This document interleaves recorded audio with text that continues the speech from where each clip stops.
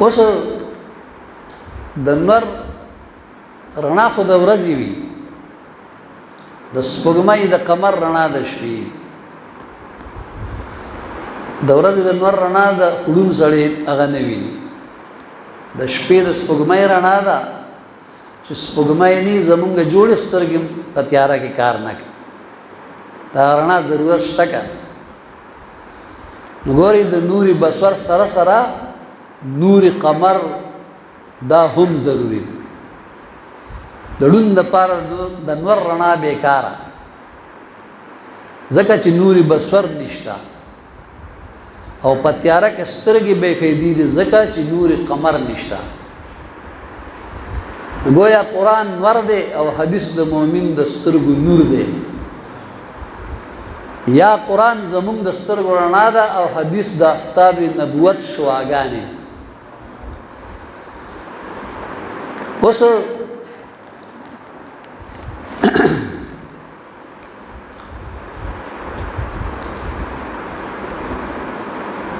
چې په دې دواړو کې یو نه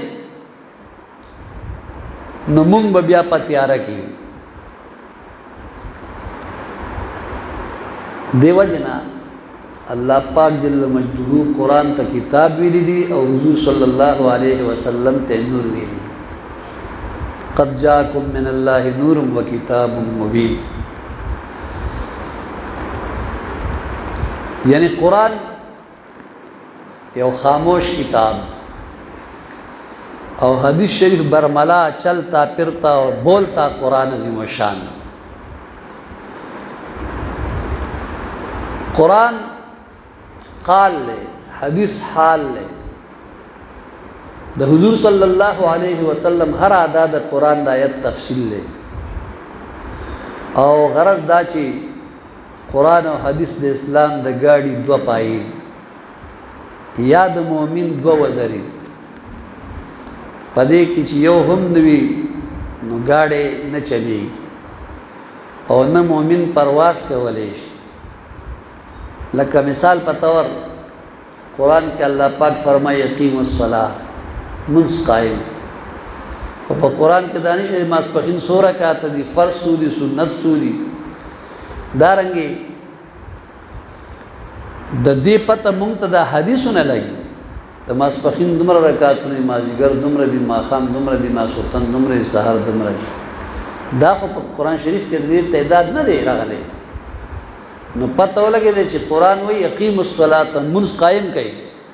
اوس ته تپوس وکړه د ماسپښین څو رکعاته دي، ما درته ووایي چې منځ کوئ، نو لاړ شي زما د محبوب نه تپوس وکړئ، هغه به تاسو ته تفصیل بیان. په خبره ورسېده نو ګوره د حدیث نه بغیر کار نه کوي. دا ټول تفصیل په حدیثو کې راغلی دی. معززو مونږ او تاسو اوس بلک په دې باندې ځان پوهېږو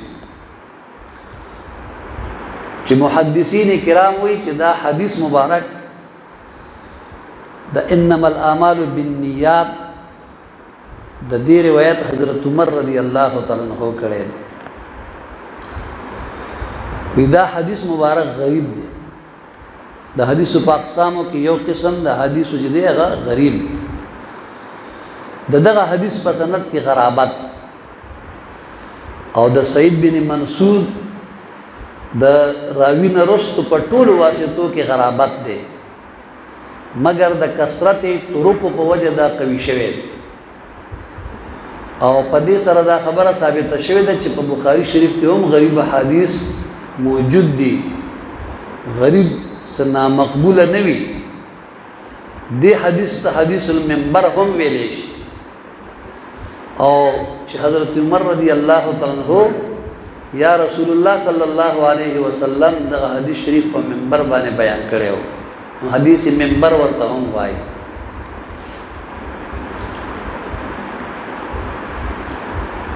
اوس په دې کې د دې حدیث مبارک په سر کې راغلی چې انما الاعمال بالنیات. نو کلمه د انما د حصر د پاره پکې راوړې. اهل لغات چې واضح انما د حصر د پاره وضع کړي او پدې د حکم تاکید مقصود وي لکه انما علی رسولنا البلاغ المبین یا انما الہکم الہ واحد. بہرحال په انما سره د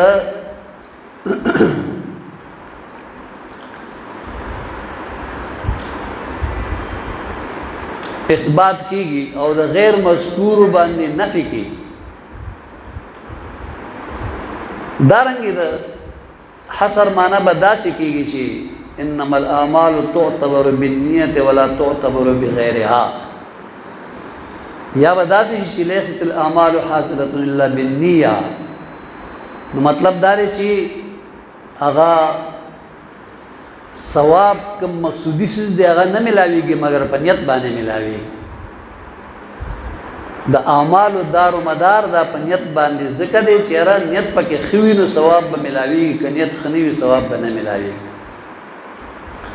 او دا الاعمال چې پکې راغلی دی نو اعمال د عمل جمع ده، د دې په مقابله کې النیات ذکر دی. او کله چې د جمع مقابله د جمع سره راشي نو تقسیم په احاد باندې کی او نتیجه داسې راوځي چې هر عمل د نیت سره تړلی شوی. په عمل او فعل لږ شانتي فرق علماء ښودلی چې عمل او فعل کې فرق شته. هغه دا چې د عمل اطلاق صرف په اختیاري کارونه باندې کیږي، غیر اختیاری کار ته عمل نشي ویل. او فعل چې دی دا عام دی، که اختیاری وي او که غیر اختیاری وي. ځکه چې اعملوا صالحا راغلی دی، افعلوا صالحا نه دی راغلی. دویم دا چې د عمل په مفهوم کې دوام او استمرار پروت دی او په فعل کې دوام او استمرار نه وي. د دې وجه نه بالنیات چې راغلی دی نو د نیت قسمونه درې دي، ځکه د جمع صيغه ولا راوړی. د نیت قسمونه څو دي؟ درې دي. یو قسم د نیت دا دی چې تمیز العبادت من العادت. دویم قسم دا دی تمیز العبادت من العبادت، لکه د ماسپښین نیت له مازدیګر ممتاز شوی. او دریم نمبر تمیز المعبود الحق من المعبود الباطل، لکه مثلا مونږ صرف د یو معبود د پاره دی، روزه د یو معبود د پاره ده، د بل چا د پاره نه ده. اوس کومه منستو الله جل جلاله د پاره روزه د الله د پاره نه بل معبود د پاره مونږ روزه مون دا نه ده. دارنګي په بنیات کې د فقهاو اختلاف راغلی. په بنیات کې د جار مجرور چې کوم متعلق چې مقدر را وستلې شوی دی هلته د فقهای کرامو په منځ کې په اودس کې د نیت کولو او نه کولو اختلافي مسله پیدا شوه. جمهور چونکه د تصح لفظ مقدر منل دی وجه نه دوی د هر عمل په صحت کې د صحت د پاره نیت شرط ګڼلې، لہذا دوی په نس په اودس کې هم نیت ضروری دی، ځکه چې اودس هم د اعمالو نه یو عمل دی. ائمه د احناف سفیان ثوری او نور فقها ویلي دي چې د اودس د صحت د پاره نیت ضروری نه. جمهور په انما الاعمال بالنیات باندې استدلال کړي دي، مگر د ثواب د لفظ په مقدر کولو سره وایي چې نفس وجود د نیت نه بغیر صحیح نه دی او د نیت په کولو سره ثواب ملاوي. زمونږ احناف په شوافع باندې اعتراض کړي چې کچرته په هر عمل کې نیت شرط وي نو تاسو په نس د جامو په وینځلو کې بیا نیت ولې شرط نه دی؟ شوافی جواب کوي چې چې د جامو په وینځلو کې د نجاست حکمیت لري کول نه دي بلکې د نجاست حقیقیه لري کول نجاست حکمی دی او حقیقی دی نو په جامو وینځلو کې د نجاست حکمیه لري کول نه دي بلکې د نجاست حقیقیه لري کول او په اودس کې نجاست حکمیت لري کول راغلي دي نو نیت د نجاست حکمیه د ازاله په صورت کې ضروری وي احناف ویلي دي چې دا فرق تاسو د کم ځای نه پیدا کړي حالانکه د ابو مبارک رب ذوالجلال فرمایي چې وانزلنا من السماء ماء طهورا موږ د اسمان نه پاکي اوبه چې دي هغه نازلې کړي د هر شي د پاره د نیت نه بغیر پاکي ګرځولي بیا تاسو د اودس د پاره یعنی مطهر بالنیه او د جامو د پاره مطهر بغیر نیت فرق د کوم ځای نه راوستلې نو د فقهاو په منځ کې دلته اختلاف منشا دا ده چې جمهور او دست عبادت محضه غیر مدرک بالعقل ویلي نو د باقی عبادت او محضه او پشان پدې کې هم نیت ضروری دي خدا د جمهور رائے ده د احناف رائے نه ده احناف او دست د عبادت محضه د پاره وسیله او واسطه منل ده چې او دست د مون د پاره وسیله او واسطه ده په خپل عبادت محضه نه ده اوس د او دست د عبادت محضه سره هم مشابهت ده او د وسیله سره هم مشابهت ځکه چې عبادت هم نه او د نور د پاره طهارت هم نه نو هم د دې وجه نه د فقهاو په منځ کې اختلاف پیدا شو جمهور د عبادت سره مشابه ګرځولي او احناف د طهارت سره مشابه ګرځولي په عبادت محضه کې د ټولو په نس نیت ضروری لیکن د اودس د حیثیت په تعین کې اختلاف شوی دی وی په دې سره د نیت په حکم کې اختلاف هم پیدا شو اوس دې ته قتل پکار دی چې دا اودس د کوم سره زیات مشابهت لري د طهارت سره کده عبادت سره ترسو د کوم سره چې زیات مشابه وي چې دا غسر یو ځای شي نو زمونږ احناف وای چې په قرآني نصوص او احادیث او تصریحات مونږ ته دا خودلی دي چې د اودس تعلق د طهارت سره لہذا څنګه چې په وصیابه کا فطهر کې ده هیڅ چا پنځ د جامو وینځلو د پاره نیت نشتا نو په اودس کې هم د اودس د پاره نیت ضروري نه دی او ثواب جدا شي ثواب په باندې ملاوي ان شاء الله زما په خبرو وسنه اسه پیښ وي الله تعالی دې په موږ له په یو د عمل کولو توفیق راکړي نبی کریم صلی الله علیه و آله وسلم مبارک فرمای چې انما الاعمال بالنیات بشک د اعمال او د ثواب دار او مدار د پنیتونو باندې دي و انما لكل امرئ ما نوى او بشک د هر یو کس د پاره هر هغه سړي چې صداغه نیت وي په نیت باندې وته ثواب ملاويږي او عبادت هم بغیر د ثواب ګرځیدي شي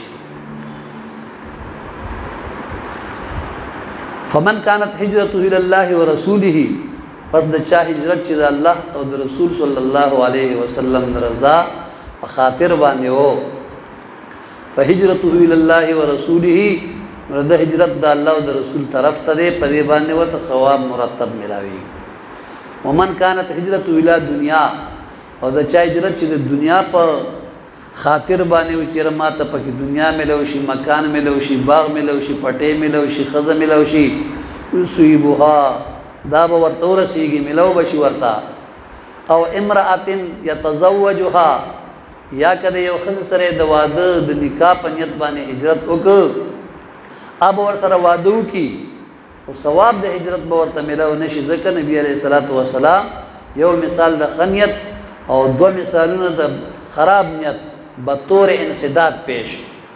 فهجرته الی ما هاجر الیه، پس د هجرت د هر هغه څه لپاره دی چې کوم طرف ته د نیت وي په هغې باندې ورته ثواب میلاوېدی شي او ثواب ختمېدی شي. متفق علیه. متفق علیه صاحب د مشکات په اول فصل کې د بخاري او د مسلم احادیث راوړي چې د بخاري او د مسلم د دواړو په اتفاق وي، هغې ته متفق علیه وایي.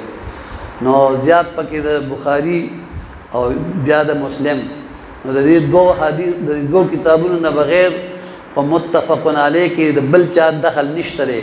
په اول فصل کې صاحب د مشکات چې دی د بخاري او د مسلم دا روایتونه را نقل کوي، او په دویم او دریم کې بیا د نورو کتابونو حوالې را نقل کوي، د هغه کتابونو حوالې بیا ذکر کوي. خو په اول فصل کې صاحب د مشکات متفق علیه حدیث راوړي چې په کوم یو حدیث باندې د بخاري او د مسلم اتفاق راغلی وي، یا صرف د بخاري شریف حدیث وي یا صرف د مسلم شریف یا د دواړو په اتفاق نقل کړی شوی حدیث وي. دا د صاحب د مشکات طریقه ده. وما علی الا البلاغ المبین. درود شریف په نبی علیہ الصلوۃ والسلام باندې وایي. اللهم صل علی سیدنا ومولانا محمد وآله وبارک وسلم علیه.